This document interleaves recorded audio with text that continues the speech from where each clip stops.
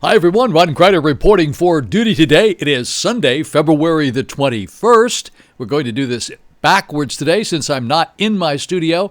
Go on a 2-day road trip and spend 5 days out here. Unbelievable. All right, let's take a look at the entire state of Florida.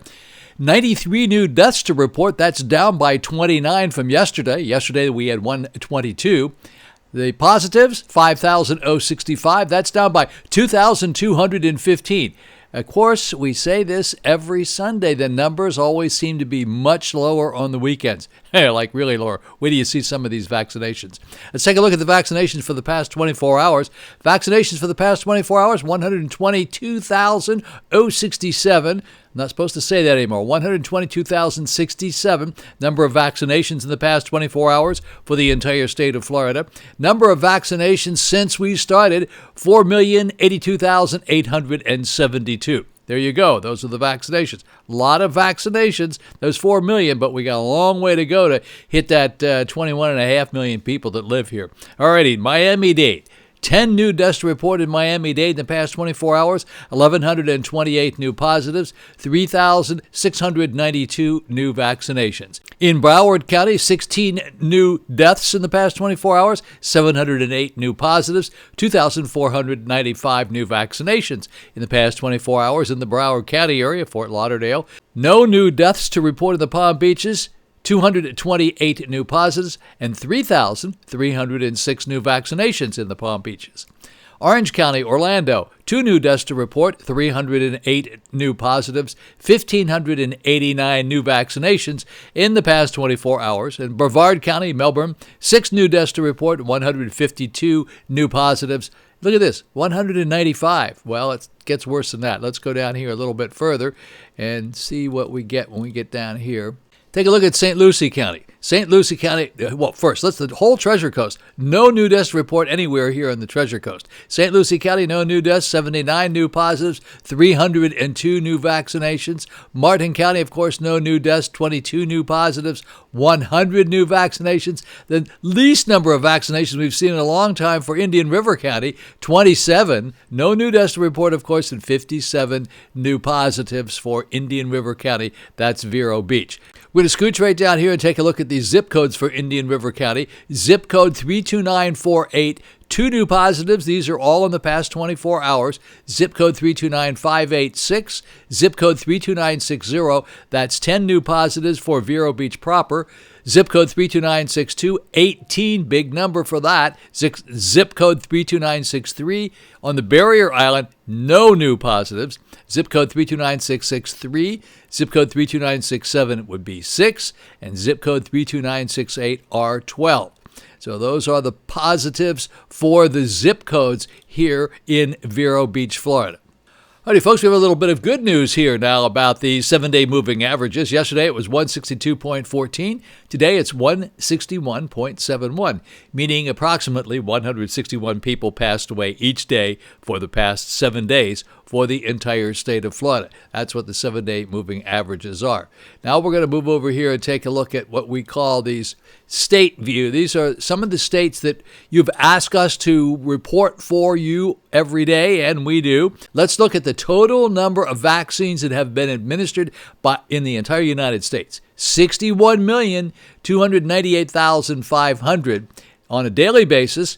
1,321,497, and the government's used up 81% of their vaccines so far. Texas did 86,673. They've used up 82% of their vaccines. California, 204,718. They've used up 78% of their vaccines. Here in Florida, as I told you, 122,067. Florida has used up 82% of their vaccines.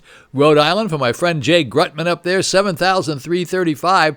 That's a lot of vaccinations for you guys up there. You're usually in the 3,000 category. 77% of their vaccines are used up. In Colorado, 40,331 new vaccinations. 86% of their vaccines are used so far. Wisconsin, 35,489. They've used up 91% of their vaccines. They better be getting some more pretty soon. They're supposed to be on the way, but the storm is holding everything up. This big, huge snowstorm that has taken place in the past couple of days that has Texas all mixed up over there. Minnesota, 35,000. 45, those are the number of vaccines in the past 24 hours. They've used up 85% of their vaccines, almost 86%. Jersey, 48,414, and they've used up 91% of theirs, pretty much 91%. Doesn't leave them very much, so hopefully they'll be getting some more. And in New York, we have some more news on New York. 73,277 total number of vaccinations. 84% of their vaccines are used up. Now we do have New York City back again, which we haven't had for a while. They vaccinated in the past 24 hours 35,442, and they've used up 83% of their vaccine. Let's go up here and take a look at these deaths for the past 48 hours ago in the United States. Past 48 hours ago was 1907. In Texas, it was 226. California, 281. Here in Florida, 48 hours ago was 122. Rhode Island did not report. Colorado had 9 in the past 48 hours. Wisconsin, 17. Minnesota, 11. Jersey, 61. And New York had 98. We're keeping our eye over here on North and South Dakota. North Dakota had 2 in the past 48 hours. These are 2 new deaths. South Dakota had 6, and 24 hours ago we have South Dakota reporting 4, so that 6 now has dropped down to 4. So those are the numbers for the United States and the states of the United States that we report on every day. And now here we go and take a look at what we call the global view. These are the worst numbers. We hate these numbers because they are so big. The USA cases since we started, this would be 28,114,570. That's since we started. Total number of deaths, fortunately, we didn't pass 500,000 yet. So look at this, 498,384. Global deaths, look at this, 111,262, big number, giant number. And then the total number of deaths, global deaths since we started, 2,463,873. So we did this backwards today because I'm not in my studio today to do it as we normally do. Now we're going to jump into these little short news clips that I picked up. Hey, some of you are going to be upset about this because President Biden is going to be in this first clip, and he's going to be at Pfizer. He was at Pfizer yesterday, and he's going to tell us a little bit about what's going on up there. He's going to tell you should get the vaccine. And then he's also going to talk about the stimulus bill a little bit. These are short videos, very short. He's going to talk about the vaccines, and he's also going to talk about minimum wage. That's on video number 1. Video number 2, Pfizer is going to expand its number of vaccines. They didn't say they're doubling them, but they're going to put out a lot more vaccines, which will make them a lot easier to get. And as you heard yesterday, we reported that they no longer have to be kept at that minus 94 degrees, so that makes them a little bit easier to use. And also, I want to report to you, Village Beach Market, yes, it is open. You saw some video here yesterday that somebody sent me, and I understand it looks really good. You need to get over there and check it out. Village Beach Market, love that place, good spot. And then I keep talking about Meg O'Malley's.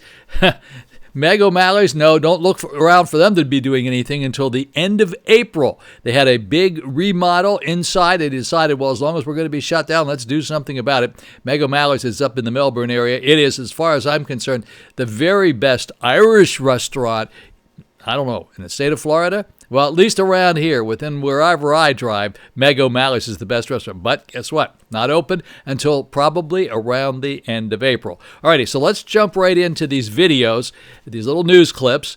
And then after the news clips, got a couple of little surprises for you. Thank you very much for watching. Don't forget to push that like button. I sure would appreciate that. Thank you so much for watching. I appreciate you still being here. You know, I'm still here no matter where I am. I always try to get this done for you.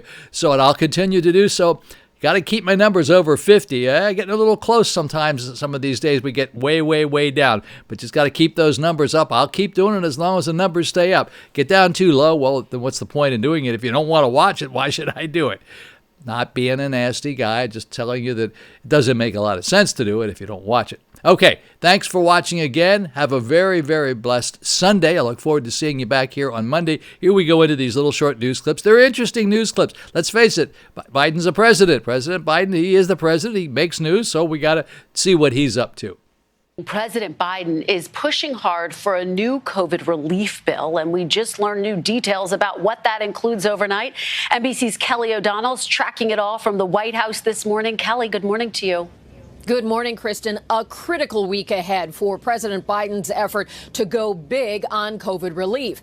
The Democrats have put in writing, lots of writing, the specifics of their plan to fund vaccines, schools, food programs, and lots of personalized financial help. There can be changes made in the coming weeks, so the pressure is on President Biden to sell it, and he did so on the road. At Michigan's Pfizer COVID vaccine plant. Oh, it happens there. Yep. President Biden toured the production line Friday and delivered a dose of forceful encouragement. The vaccines are safe. Please, for yourself, your family, your community, this country, take the vaccine when it's your turn and available. In a new development, House Democrats released the first text of the nearly 600-page COVID relief bill that extends unemployment benefits at $400 a week through August, sends direct payments of $1,400 per person and for each child for families earning up to $150,000 a year, and includes a sliding increase in the minimum wage up to $15 an hour after 4 years. President Biden pushed Republican lawmakers who call his $1.9 trillion COVID package too expensive. Let me ask them, what would they have me cut? What would they have me leave out? The president put a folksy spin on criticizing Mr. Trump. My predecessor, as my mother would say, God love him, failed to order enough vaccines. New criticism appeared in a British paper that asked Dr. Anthony Fauci about fallout when he publicly disagreed with Mr. Trump. He did things or allowed things to happen that were terrible, referring to Trump White House aides who had publicly undercut Fauci's credibility. Friday, President Biden updated the vaccine timeline, saying the U.S. should have enough by the end of July for all Americans, but cautions that more hurdles like weather delays could interfere. I believe we'll be approaching normalcy by the end of this year, and God willing, this Christmas will be different than last. But I can't make that commitment to you. And this morning, there's a setback for President Biden's cabinet-level team. West Virginia Democrat Senator Joe Manchin announced he will oppose the nomination of Neera Tanden to be the director of the Office of Management and Budget, citing her past tweets and statements as overtly partisan and toxic.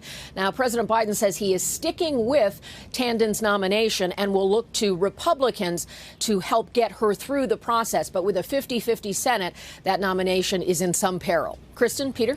Yeah, no doubt about that. A big twist in that confirmation process. Kelly O'Donnell at the White House. Thank you. Pfizer says it expects to more than double the 5 million COVID-19 vaccine doses per week that it's currently providing to the U.S. government. The drug maker's CEO made the commitment on Friday during a visit by President Biden to its Kalamazoo, Michigan production facility.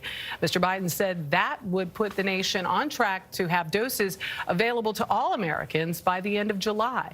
But he cautioned that any sense of normalcy may still be many months away. Christina Ruffini is at the White House. Christina, good morning. Good morning. Well, while we all wait for that return to normal life, President Biden is trying to normalize relations with European allies, telling them in his first big foreign policy speech yesterday that America has their back. On a visit to a Pfizer production plant in Michigan, President Biden urged Americans to roll up their sleeves and do their part to fight coronavirus. The vaccines are safe. Please, for yourself, your family, your community, this country, take the vaccine when it's your turn and available. Earlier in the day, the president told European leaders that America will do its part. America is back. Both to support global health efforts and rebuild its reputation abroad. I know the past few years have strained and tested our transatlantic relationship. But the United States is determined to re-engage with Europe. Backing up those vows of multilateralism, Mr. Biden pledged $4 billion to COVAX, the global vaccine initiative. And the U.S. officially rejoined the Paris Climate Agreement, a move hailed by other signatories. And it's great, by the way, that Joe has brought the United States back into the Paris Climate Change Accords. He also brought back tough talk against Russia, something his predecessor tended to avoid. The Kremlin attacks our democracies and weaponizes corruption to try to undermine our system of governance. Russian leaders want people to think that our system is more corrupt or as corrupt as theirs. But the world knows that isn't true. And he said the world was facing an inflection point. Our system of government versus theirs. And I believe that every ounce of my being that democracy will and must prevail. We must demonstrate that democracy can still deliver for our people in this changed world.